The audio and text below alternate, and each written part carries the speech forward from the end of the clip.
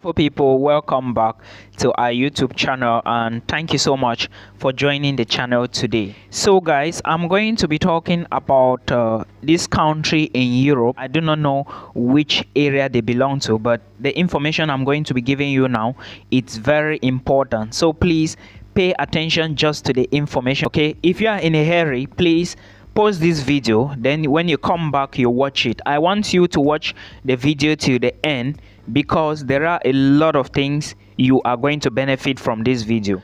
Now, this country is called Iceland, and if you want to move to Europe and you do not have money to actually pay your tuition fee, let's assume that maybe you don't have enough money to pay tuition fee, then I will advise you to take advantage of this country. Like I said, it's Iceland, and if you don't know Iceland, I will first of all let me talk about some general requirements about Iceland you need to know. Then I'm equally going to talk about their tuition fee. I will also talk about the visa process and the proof of funds, which is very important. One thing we should start by knowing, or we should put into consideration, is that admissions is not like 2 terms in Iceland. You can only apply from not 22nd but the 12th of December. This is when admissions is open in most universities in Iceland, from the 12th of December to February 1st. So if you are watching this video, prepare your documents and get started with the application process from the 12th of December. Now, some of the universities you are going to come across are the University of Iceland, the University of Reykjavik, Bifrost University, the University of Agriculture in Reykjavik, and a whole lot of other institutions in Iceland. Now, I'm only going to focus on the University of Iceland because of 1, there is no tuition fee to be paid at the University of Iceland. 2, all you need to pay is a fee of 75,000 Icelandic krona, which is approximately 500 to 600 US dollars. That is all you need to pay, and you study in Iceland. This money is called a registration fee, not tuition fee. So basically, when you get admissions, this is the money you are going to pay, okay, before you get your offers. Like I said, this is annual registration. You pay it every year. Let me talk about student jobs, the little things students can do. As a student, I would like to tell you that even before you graduate from Iceland, make sure you study the Icelandic language. It is very, very important. Okay, while you are studying your program, also be studying the language, so that before you graduate, you should know the language. Because after you finish your studies, you get 3 years postgraduate work permit. You are given permission to live in Iceland for 3 years and look for a job. That's fantastic. Okay, so you need to be studying the language because it's going to give you an upper hand in getting a job faster. I have lived in countries where the language of maybe the day-to-day language is not English, and trust me, their language helped me to get jobs faster. Now we are done with that. Let's take a look at some things you need to know before you start looking at universities or which to apply for. I will focus more on the University of Iceland today. I will be talking about them in another video, okay, not this one. But let's take a look at some general things. First, remember, for you to study in Iceland, you need IELTS. There is nothing like Milton. I come from Nigeria, I come from Ghana, I come from an English-speaking country. Never. If you must study in Iceland, go and write your IELTS now as I'm talking to you. It is very important. I'm telling you facts. Guys, go and write your IELTS. Don't come to the comment section and say, Milton, I come from an English-speaking country. No, you are not going to get the admissions. This is my advice for you. Please like this video. Press the like button. Just give us a like this if you are enjoying what I'm doing. And do not forget to share and subscribe. Thank you. My name is Milton. If you are just joining, welcome to our YouTube channel. The next thing you need, all right, if you want to apply to universities of Iceland or the universities in Iceland or the University of Iceland, is you should remember that the requirements vary depending on what you want to study. HND students, you cannot apply for master's degree to study in Iceland with HND. So you can use your HND or ND to apply for another bachelor's. That is going to give you an upper hand. Those with YX certificate, NECO, GC O levels, A levels, you can apply as well. But remember, now it's going to be choice, a program, or let me say the choice you want. If you want to study Icelandic or a diploma in Iceland, you are good to go. But if it's in their language, you can apply to just move to Iceland and study their language. Why not? It's possible.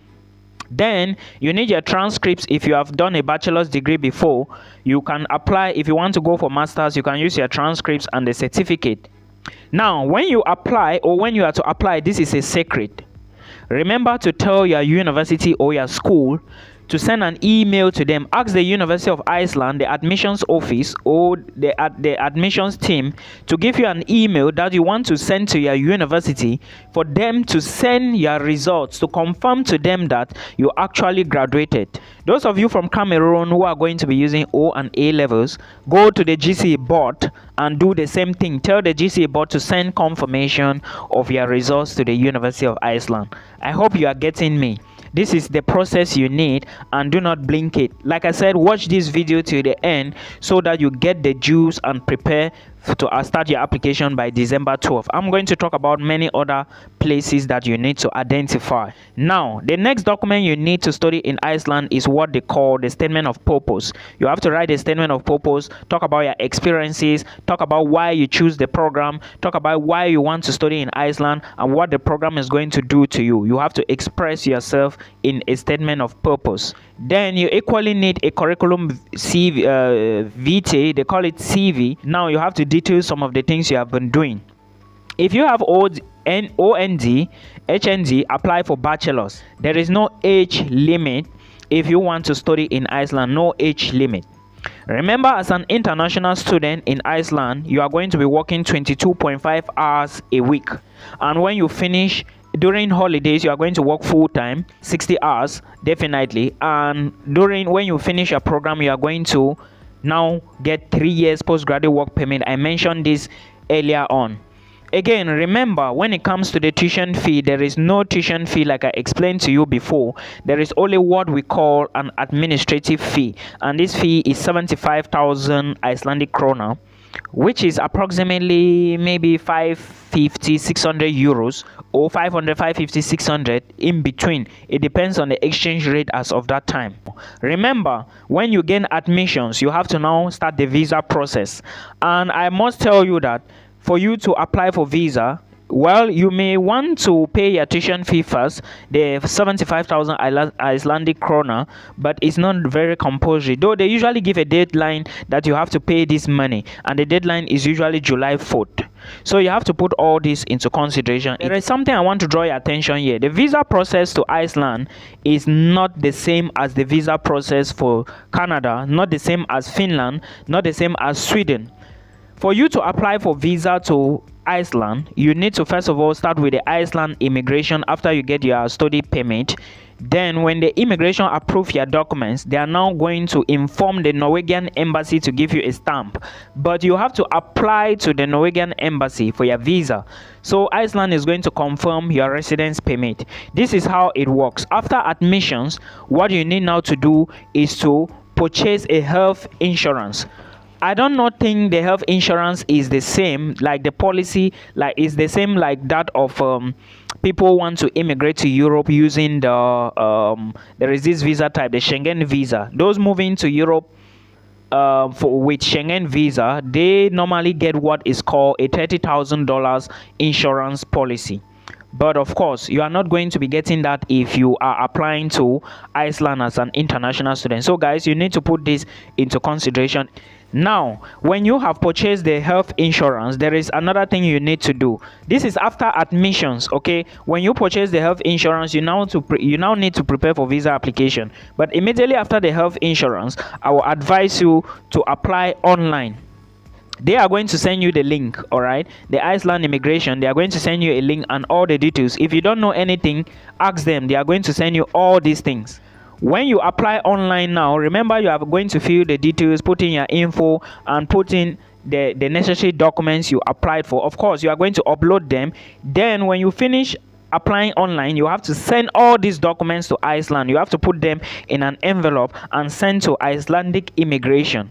Okay, remember the documents now you are sending to them are your international passport, your health insurance, your admission letter, your proof of funds, and what document again? I think that is all, and your educational credentials. Definitely you have to legalize them, but I'm not sure, but your school is going to inform you about all these things. And not forgetting your criminal record, very important. They want to know the state of which you are in your home country. In another video, I'm going to talk about housing, I will talk about transportation, cost of living, and a whole lot of other things. But now remember, we are in the visa process. When you finish uploading all these documents, you need to put them again in an envelope and send to the Iceland immigration. It's very important. Now, what next?